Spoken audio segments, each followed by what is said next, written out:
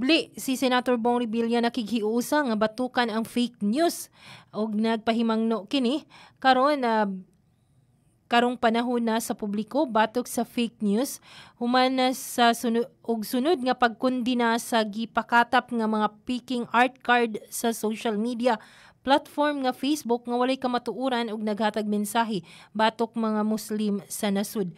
Ang post nga gihimo niaging eleksyon nga tuig 2019 nga usa ka bakak ug hinimuan sa cruel nga gikontrolar sa mga bayarang political operator. Ug matod sa senador nga si Sultan Adil o Prince of Justice sa Sultanate o Rahabuayan IV sa Mindanao nga ilang gisuwayan sa mga trolls nga ang mga bakak himo-himo aron gamiton nga mahaylo ang mga Muslim labi na karon nga gihandom ang balaan nga bulan sa Ramadan.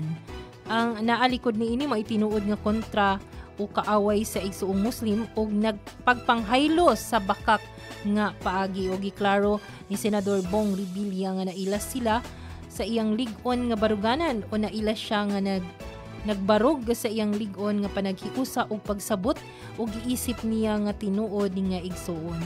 Mao kini iyang mantra sulod sa 30 ka tuig nga pagpanerbisyo sa katawhan ug suportado ang mga programa ug suporta sa mga Muslim communities ug ilang kapakanan. Gihangyo nining katawhan nga mohimo og lakang batok sa fake news ug siguruduhong lihiton mo ang mga sources niini. Miss Or on the spot.